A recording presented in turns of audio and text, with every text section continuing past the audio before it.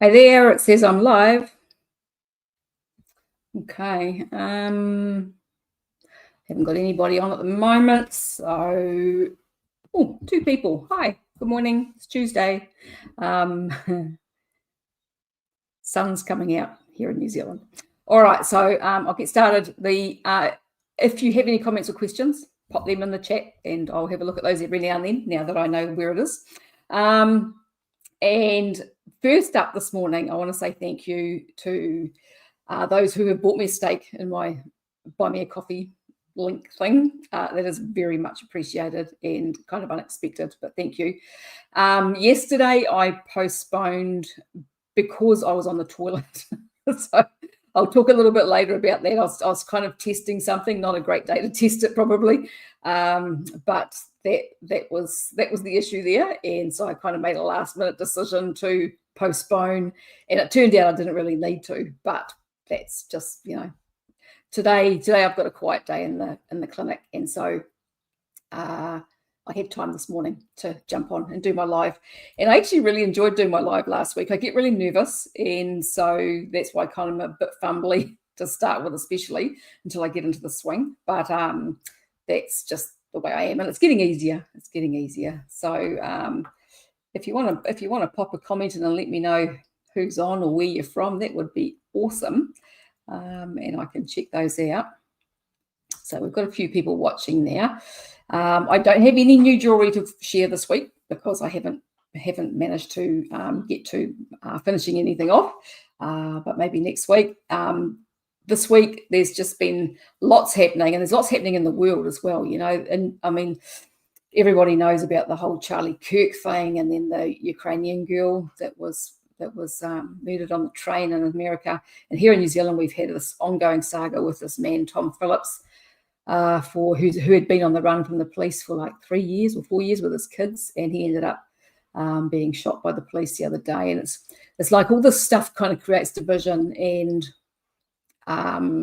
it's hard to know what the truth is with all of these things. So, I've kind of for myself, I kind of watch what's going on, but I don't pay a whole lot of attention because it's just all a bit of a head thing, and it's a crazy old world these days. So the reason that I've been kind of a bit busier this week is in the weekend we went over to mum and dad's. My mum and dad are in their 80s and in their 90s, right? So, and they're in really pretty good condition for their age, but mum had a fall about 6 weeks ago. And so we went over. She hurt herself quite more than she had thought. And initially it didn't seem too bad, but then she ended up with, having to use a walking stick. She could hardly stand for any period of time, was having trouble walking. So we went over about 3 weeks ago, and I did a treatment on her. So that's what I do. If you've not been here before, I do body work and help people with their aches and pains and injuries. And so I went over, and it's a bit harder when I go over there because I'm treating her in a chair rather than on my table here in my clinic. But I went over and I did a treatment on her, which made some change. But then she overdid it one day. They went out and she was feeling quite good, and that kind of set everything backwards. So I said to her we'd come back over this weekend. But in the meantime, I think I mentioned it last week, I've been listening, because I bought the Audible version, to a book called The Emotion Code by Dr. Bradley Nelson. Now, I wanted to talk about this on this video before I carry on with other things. I'd come across some of Dr. Bradley Nelson's work ages ago, looking for answers for myself with this whole bowel issue and stuff, because I know that a lot of it is emotional that kind of triggers it. Like for me, nerves and stress will trigger my bowel, and always has done right since I was young. And so because I've become aware over the years that emotions do get trapped in people's bodies, I have become aware of that with my work with people with their pain and injuries, or pain that keeps recurring, or doesn't go away. That some of that can be emotional. And so I'd been kind of looking for answers, and then stumbled across The Emotion Code by Dr. Bradley Nelson just recently. So I bought the book on Audible, and I had been listening to it, and then started experimenting with it. And with this work, you can work on yourself, and you can work on people that are here with you, but you can also work in the from the distance. So the way that this works is through quantum entanglement. So because we're all connected, our energy is all connected. And when we kind of have the intention to be working with somebody at a distance, it can really work. And this isn't something that I've ever experimented with before, but I started experimenting probably 3 days before we went over to Mum and Dad. So this was last week. I messaged Mum because you need to have somebody's permission to work on them. I messaged Mum, told her that I was experimenting with some distance and energetic healing, and did I have her permission? She gave me her permission, so I started working on her. And by the time we went over on Saturday, because she messaged me, she said, I don't know what you're doing, she said, but keep doing it. By the time we went over on Saturday, she was about 90% improved. She had thrown the walking stick away, even after the first day, like the first day that I worked on her. She messaged me, she said, what are you doing? She said, because she had this big shooting pain that went down her leg, and then some other things that kind of shifted. And when she told me that, I thought that was quite intriguing. And then, yeah, by the time we went over on Saturday, so this has been going on for 6 weeks. And by the time we went over on Saturday, she wasn't using the walking stick. She's been cooking dinner. She's been doing the housework, doing all her stuff. And so I gave her another physical hands-on treatment on Saturday, which kind of stirred some things up again. And then I've just done some more distance healing work on her last night. So it'll be interesting to see what the changes are. She's been reporting in just about every day. She sends me a message on Messenger to let me know how she's going. And yeah, I'm pretty sure that she'll be back to normal very soon. And so this is really interesting and quite exciting. And I think that, it's a really simple method to learn if you want to learn it yourself. I will, once I finish the video, I'll pop a link to the book underneath the video. I think that what Dr. Bradley Nelson has discovered is something that could really make a difference to the world, basically, because this is stuff I think that we've known for a very long time, used to know, that has been kind of squashed. That's my feeling. I think there's a lot of things that have been squashed in us intentionally, and our ability to heal ourselves and heal others is one of those things. So very exciting. And if you want to check that book out, do so. So our weekend over at Mum and Dad's, like with my whole weight loss side of things, I was kind of eating not off plan, as in not different foods, apart from maybe a bit more cheese, but different timing, because I wanted to have dinner with Mum and Dad. So I had breakfast on Saturday before we went over, and then I ate dinner that night. I always cook when we go over there, because Mum will have whatever meat we're having, and then Dad usually has whatever he's having because he's vegetarian. And so, yeah, I was eating off plan a little bit with my timing. I didn't do my exercise after eating that I've been doing. So I've been doing some squats or something about half an hour or so after eating, because that can help to lower your insulin. But apart from that, it was all good. And I'll talk about my weight loss and where that's kind of heading just shortly. The other thing when we went over to Mum and Dad's, as I wanted to say, is that I ended up getting some harmonicas, mouth organs. I've always wanted to learn to play, and I actually bought a harmonica years ago when we had our last dog. So our last dog was a bull mastiff, and the day that I bought it, we'd gone down to Brisbane. We were living in Australia, and I bought this harmonica. And when we got home, I took it out of the box and blew on it. And our dog, she was a puppy at that stage, she put her tail between her legs and she bolted into the house. And then she eventually came back out, and when I blew it again, she started howling. So she was about 12 weeks old at that stage, and she always howled every time I used the harmonica. So I don't know what happened to that harmonica. It ended up disappearing, and I haven't had one since, but I've thought about it. And when I was over at Mum and Dad's in the weekend, they said something, we were talking about instruments, because Dad wants to learn to play another instrument. And Mum said, oh, you've got the mouth organs there. And he said, oh, no, I can't play those. And they were my grandfather's. And so I've ended up with these 2 mouth organs, quite old mouth organs, that were my grandfather's on my dad's side. And they still smell like his tobacco because he was a smoker, and he passed away when I was 5. So he's been dead for 56 years, and I can still smell the tobacco on those mouth organs. It's amazing. So I'm jumping on YouTube and having a look to see if I can learn to play the mouth organ. So what else was I going to talk about? So with my weight loss side of things, the first week was last week, I was down 1.9 kilos in the week. This week has been much slower, and at first I was like, oh my God, this is going to stop working, because that's the kind of mindset that I get into, because I've had so many times over the years where I've tried to lose weight different ways, and I'll get a couple of weeks in and it just all comes to a grinding halt. And so kind of end up with this already defeated mindset. But I thought, well, I'm going to keep going and see how I go. So last week, my first few days, I had diarrhea. I think I spoke about that last week, and I wasn't sure why I had diarrhea, because my bowel had been quite good. I wasn't sure whether it was just the timing. I hadn't changed my diet drastically, but what I was doing was I was eating for breakfast in the morning. For the first 3 days, I was eating these Silver Fern brand meat patties that we can get here in New Zealand. So they're in the freezer section, and when you look on the ingredient label, it has beef, or you get lamb ones and venison ones as well, but beef, collagen, salt and pepper. That's it. That 4 ingredients that are on the label, which are all things that I have in my diet anyway.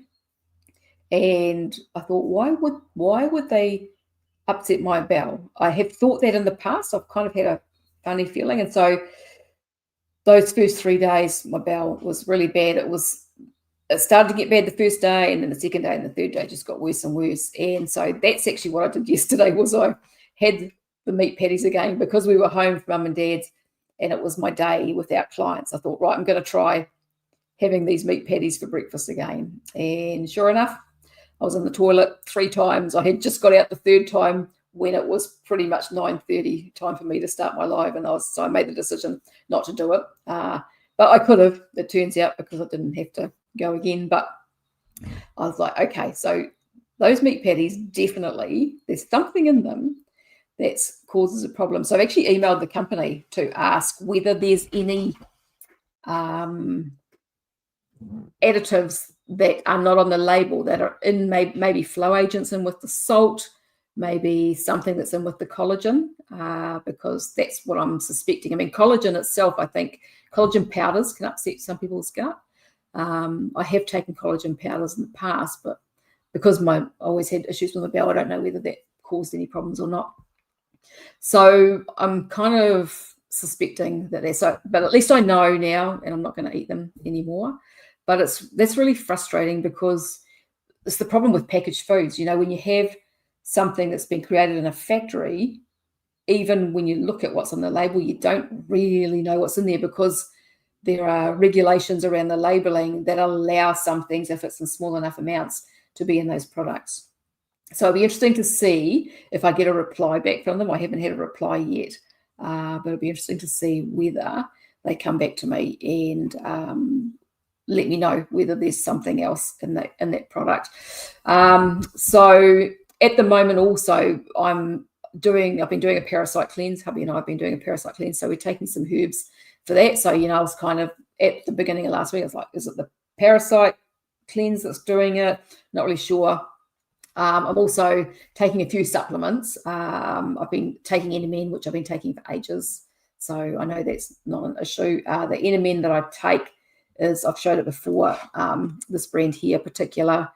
I really like their products. I have links to them underneath most of my recent videos. They're sponsoring my channel, and they are nice, clean supplements made in the United States with no added anything into them. So I really like those. I'm taking NMN. I've kind of implemented, just started taking some ashwagandha as well, because it helps with stress. So part of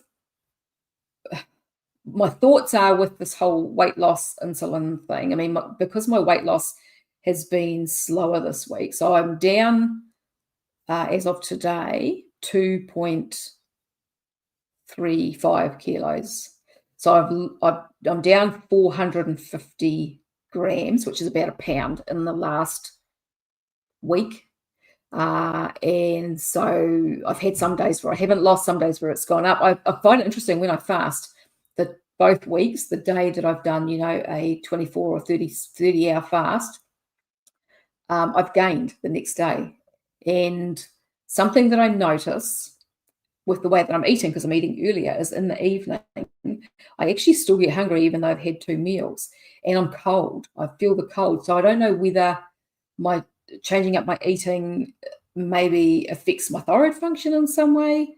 And the fasting, I don't know whether that does or not as well. So as I've said before, I'm just going to keep experimenting and judging by my results to see what's happening and what's changing.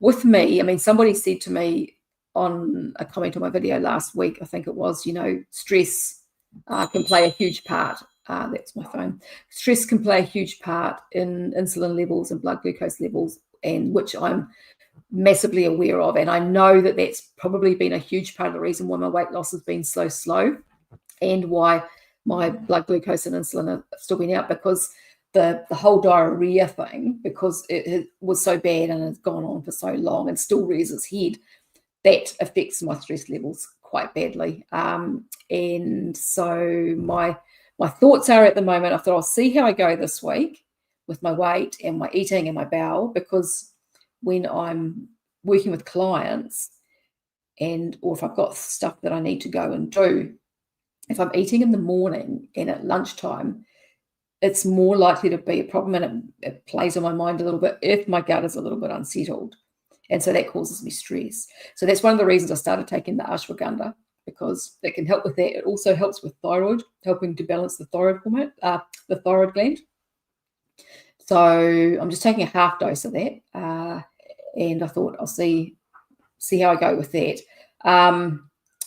But if I think that my stress levels are affecting my blood glucose too much and my insulin too much, I will probably go back to doing 1 meal a day at nighttime, because that doesn't affect me through the day when I'm working with my stress. So it's kind of, it feels like this big balancing act, where I've got to try and work out which way is the best way to go. Is it best to do the physical side of things, where your body's more insulin sensitive in the morning, and you can go through the night without having high insulin levels, or lower my stress and eat later. So I don't know. Time I guess will tell. As long as my weight's going down, I'm fairly happy. And my insulin, as I said, I'm going to test my insulin once a month and see what's happening there. I'm guessing, assuming that if my weight is going down, my insulin is also improving, because that's the fat storage hormone. So, but the tests will help to tell me that as well. Now, the other thing that I have done is I have started eating some pumpkin again. So I was eating that before I started on this weight loss thing, just 2 or 3 times a week, because it always seems to me that my bowel just is more settled with a bit of fiber. If I have too much, no. But if I kind of keep it within a certain range, it just makes it more settled. And it always feels to me like if I stop eating any fiber at all, after a few days, things start getting looser again, and just my bowel starts playing up a little bit more. So the pumpkin, we started eating the pumpkin because we'd grown a heap just by accident. They were in the compost, and I gave a heap away, but we started eating some, and they were incredibly yummy. I love pumpkin. And so, yeah, the pumpkin definitely seems to help. Now, what else was I going to say? I've just got some notes here, just to see if anybody's made any comments. Oh, yeah, we've got some comments there. Hi. Oh, Angel Duster. Hi. How are you? Do you feel as though you're still oxalate dump over 2 years plus carnivore lifestyle? Yes, I do. So I'm actually over 3 years now on carnivore. And yes, I do still go through oxalate dumping. So I actually spoke about that on my video last week I have bought some potassium citrate for the first time to try to see if that stops the oxalate dumping. So the effects for my oxalate dumping aren't anything like they were in the beginning. They were pretty full on, especially with my bowel. But what I notice now is that it still happens, but it's more subtle. I still recognize some signs and symptoms from that. Sometimes it takes me a day or so. I'm like, oh God, I feel like crap, you know, or something sore or whatever. But then some of those kind of familiar symptoms come in and it's like, oh, okay, so I am oxalate dumping. That's what it is. So that's definitely still a thing. But I'm interested to see whether the potassium citrate helps, because I had someone comment on one of my videos who said they tried all the other things that Sally Norton suggested, you know, the lemon juice and all the rest of it, and found that actually made them worse. But potassium citrate stopped it. So I had bought potassium ages ago, but I bought the wrong one. So I ended up, it was potassium chloride. So I ended up throwing it in the bin. But the potassium citrate I've just started on in the last few days. So yeah, what else? Just having a look at my notes here. So as I said, yeah, my weight loss has been slow this week, but you know, a pound down in the week is okay. It's still heading in the right direction. And I'm wondering if maybe with the way my insulin has been and my blood glucose, that it might get a little bit faster with time, you know, as things kind of settle down, maybe. We will see. All right. So yeah, so that's pretty much where I'm at with my whole weight loss side of things and my insulin. Something that I was going to talk about is I'm thinking about changing my YouTube channel name again. I've changed it so many times. For those who've been here for a long time, I was Carnivore with Sue to start with. But I was always kind of a little bit bothered with that, because as time went on, I kind of realized that I didn't want to be trapped in that carnivore space. I'm, you know, at just over 3 years into this way of eating, my thinking is that just from what I'm seeing and, you know, reading people's comments and looking at people's videos and really watching what's going on in the spaces, that I think for me, like I said, I'm eating pumpkin now. I'm eating some fermented veg. I'm eating some pumpkin. I'm probably going to experiment with some fruit at some point, but in the summer when it's in season. My thinking is that the carnivore diet, I'm a huge proponent for it. It's an amazing way to get your body healing. And, you know, for me, it just made such a massive difference to the way I felt, to some of the symptoms that were going on with me initially. But as I've said, I feel better with a bit of fiber in my diet. Whether the carbohydrate side of things is part of that, I don't know. There are people out there who say, you know, they've been on carnivore for, you know, a period of, you know, a year, 18 months, couple of years, 3 years, and then find that their thyroid starts to tank and different things, and so they need to bring some carbs back in. My thought around all of that is that I don't believe that there are any humans in the history who have lived on just meat for long periods of time. When you look at the tribes that still exist, they all incorporate some plants, whether it's just through having to, whether it's through wanting to. I don't know. I know I lived in Australia for a long time, and I know that the Aboriginals over there, who are, you know, one of the oldest kind of human tribes around, I guess, and in one of the harshest climates, their diet consists of a lot of seafood if they're near the sea, a lot of wild game. You know, they've got kangaroo and emu and snakes and goannas and all of these things that they hunt that are all quite lean meats. But then they also eat roots and tubers. They eat insects. So one of their favorites is witchetty grubs. You know, the Aboriginals are known for eating these witchetty grubs, and they eat them raw generally. And they also eat berries and fruits. I mean, there are wild fruits in Australia that they consume. So, and they used to make like their own alcohol, fermented stuff out of one of the plants there. I can't think what it's called, but it grows near the beaches.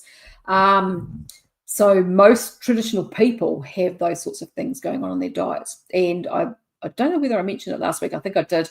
I went looking for information about the Inuit and their traditional diets because of a comment on X last week. And, you know, the Inuit, even the Inuit in the Arctic are consuming some plants in their diets. And so they have berries that are available to them almost all year because some of them get frozen in the snow. Some of them ripen in the snow once the snow's falling on them. And there's quite a few different varieties. And some actually get frozen in the snow, and then they rake them up and they make like an ice cream out of them, out of fat that they whip by hand, raw fat, and the berries, and then they put snow in and make this kind of frozen dessert. And that's something that's traditional with them. So, you know, as I said last week, we have very little comprehension of how these traditional people lived and the food that they had access to. We're kind of going by what we know from our own experiences. And I think that there's more kind of going on with that. And so I have to wonder whether this experiment that we're doing on the carnivore diet, where we're just eating cooked meat, you know, some people are just living on ground beef or ground beef and eggs, and whether long term this can work for a lot of people. I mean, it's probably going to work for some people. There are people who have been on vegan diets for years and seem to thrive. So we're all different genetically. But as I said last week, I mean, you've got Dr. Lisa Wiedemann, who's a long-term carnivore, who's now trying to lose weight because she was gaining weight on once she hit menopause. So Angel Duster, congrats on the weight loss. Thank you very much. Slow but sure. And do we ever visit the States? No, I'd like to, maybe one day, but we've never had the opportunity to do so. But yeah, maybe it's on my bucket list. I've got this huge bucket list of places that I'd like to go to one day. And that's been a thing for a long time. So we will see what happens in the future. We've got at least half of our lives left to go, because the human lifespan is estimated at about 140 years, and we're only in our 60s. So, and we're eating this way and just getting healthier and healthier. So you never know. So what was I talking about? About the whole traditional diet thing and proper human diet. You know, like I said, Lisa Wiedemann, she started gaining weight once she hit menopause. So what's that about? There's something going on metabolically there, even though she's been eating a meat diet for all these years. And then you've got, you know, different people's experiences. I mean, Paul Saladino is the one, like I mentioned last week, that everybody uses a punching bag and likes to, you know, give him a hard time. But I actually saw a comment. So I've been watching Steph Person again the last couple of nights. Just she's giving Bella a hard time. And I don't know whether that's justified or not, but she is. But then reading through the comments, I love reading through the comments under videos, because you glean so much information from people. And somebody under there said to me that Dr. Chafee isn't looking great and what's going on with his eyebrows. So I went looking, because I haven't watched a lot of Dr. Chafee's videos of late, because I find that he's too pedantic, too black and white. He's got the blinkers on, and, you know, the whole plants are going to kill us and you just have to eat meat. Just doesn't kind of really resonate with me as much as it did in the beginning. But in the beginning, I thought he was amazing and he looked amazing, you know. And so, you know, I remember saying this guy looks like one of our Greek gods, you know. He's obviously doing really well on this diet. But when I went and actually had a look last night, I saw what they were talking about. So Dr. Chafee, from what I can gather, I went right back on his channel when he started. So he started about 3 years ago, and he had been eating a carnivore diet at that stage for 3 years, I think, when he started. Now, I've screenshot some photos to show what I'm talking about. So I'll see if I can get them up here. So this is him. This is his profile picture. So he was obviously a lot younger then. You can see he's a lot younger. You can see his hair's quite dark. He's got really dark, kind of full eyebrows. And then this is a photo that he uses quite often on his thumbnails. So this is obviously a photo that's been taken since he's had his channel, I'm assuming. And you can see there, you know, his eyebrows, they don't look quite as heavy as they did, but, you know, that could just be the lighting. But then I've screenshot. This one was from his early days of his channel. So he was already kind of 3 years or so carnivore there. And you can see there's a bit of a difference there, but he still looks very, you know, his jaw looks very cut. He looks very, you know, masculine. He's got very masculine features.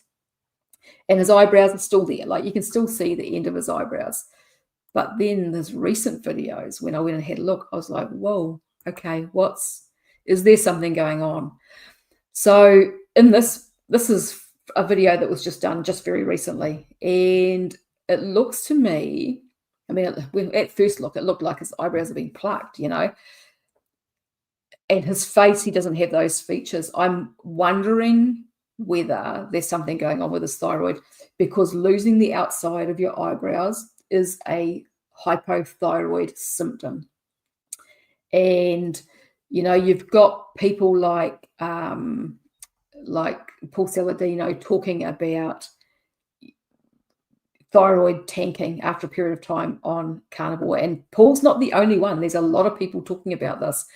So I don't know whether there's something going on with Dr. Chaffee. But my concern is that if there is, he's not going to pay any attention for quite some time, because he's so adamant that this is the way you do it. This is the way people have eaten, and all plants are trying to kill you. So for me, I kind of sit in the middle somewhere. I'm always open. I don't have closed, fixed ideas about anything, and I like to ask questions, and I have a habit of asking difficult questions that sometimes people don't want to consider. I mean, part of the thing with this whole carnivore thing, and I was the same when I came onto it, you come into it and you go, oh, that's easy. People are looking for easy fix. I mean, Steph was talking about this in her video. People are looking for something easy. You just got to give up all the plants and just eat the meat, and everything, it's going to be hunky-dory for the rest of your life. And you're going to lose weight, and you're going to get healthy, and you're going to be fantastic. And that seems to be the case maybe for some people, although I don't know that they've been doing it long enough to really know.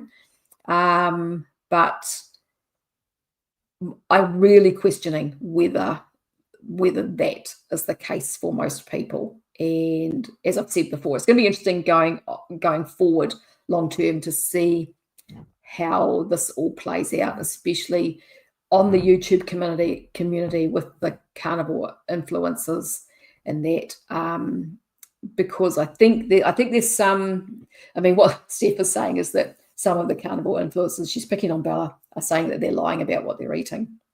I don't know whether they are or not. For me, I'm completely honest. I tell you, I eat berries sometimes. I'm eating pumpkin at the moment. I am, I've got a little sign on there. I don't know whether my Wi-Fi is playing up.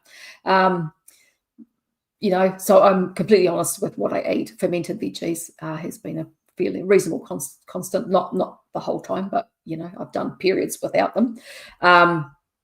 But, you know, I mean, Lily Kane said that some of the carnivore influencers that she had interviewed have told her that they eat other things that they don't talk about on the YouTube channels.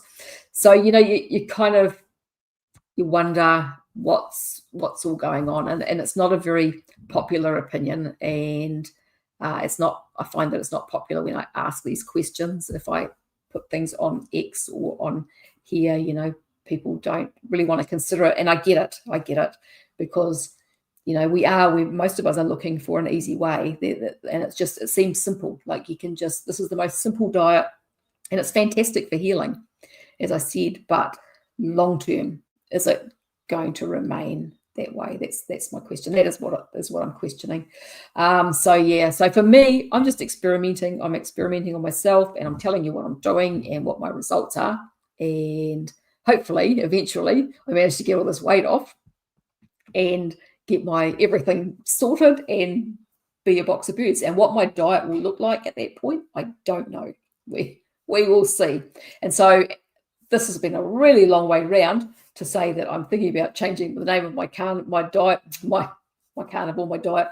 changing the name of my YouTube channel once again. And so keep an eye out. It'll still be carnivore influenced, because I think for me, this way of eating is my diet will always contain a lot of meat and a lot of animal products, because I have realized that that is the best way to eat, I think. But what else is in there, and the ratios and everything, I think will probably change over time. And this is the thing, is that as you get older as well, things change. What your body needs changes. I mean, Lisa Wiedemann is a perfect example. She's been fine for all those years. All of a sudden, hits menopause, starts gaining weight. And so she's finding she's having to experiment, and she's adding some plants and things into her diet so she can get enough food into her, because she's eating really low fat. So yeah, it's I think there's, as I've said before, there's a lot more nuance to all of this, and it's not quite as cut and dried as we might hope that it is, because it is the hope for something simple. I think if what I'm thinking is, my line of thinking is correct, is it's still simple. We just need to eat a high meat diet with some other real foods in there, maybe. And the amount will probably depend on the person, depend on your tastes, what you like, what your body does or doesn't like, you know. I mean, one of the things with this emotion code thing is I'm using muscle testing. So I've experimented with muscle testing off and on over the years, always overthought it, couldn't get comfortable with it. But after reading his or listening to his book, and I started experimenting more, all of a sudden, because he gives lots of different ways to muscle test, all of a sudden I'm comfortable with it. And I'm just using mostly this ring and ring thing. But what I used to find before was I was never sure how hard I needed to hold my fingers, where now I know that you're just holding them together. And when you say something that's a yes answer or a positive, the muscles are strong enough that it stops it from your other fingers from coming through. When it's a negative, they will slide through. So, you know, you can, if you want to experiment with that, it's really simple. And this way you can test different foods. You can test supplements. I'm actually using it a lot. I've just got someone who's commented on here. Shelby, do you think Dr. Davis's yogurt helps you? I have made it several times, and it just me eating it so wonderful. Eating it so wondered what others thought. It did help. It did help. When I was first started on the SIBO yogurt, I actually started on his whole protocol. And so I was doing the SIBO yogurt, and I was drinking green tea every day with cloves. So I'd boil up the cloves, put clove water into my tea, and that whole thing helped a lot. So there's been a lot of different steps through my journey that have helped, and there's been specific points that and things that I've tried that have really kind of upped it, you know, made a difference, and that was one of them. So that's why I've done quite a few videos talking about the SIBO yogurt and his book and the results that I had, because it made a massive difference, because SIBO was obviously a part of my problem, and I suspect that the mold illness that I had was part of that. So I suspect that I had mold growing. I'm pretty sure I had mold growing in my body as well, and so in my small intestine, that was probably part of what was going on. And so that SIBO yogurt really did help, Shelby. So get stuck into it. The only reason that I stop it, like at the moment, is because I am trying to get some weight off, and I tend to overeat on it. I don't have heaps, but I do eat too much, and it's one of those things that's in the fridge. I want to eat it, like the yogurt more so than the kefir. The kefir I have a little bit more control over, probably because it's a little bit sourer rather than sweet. But yeah, I'm off it again at the moment. But it's something that I'll probably continue to do throughout my life, just periodically, because I think it helps massively. So yeah, so back to the muscle testing.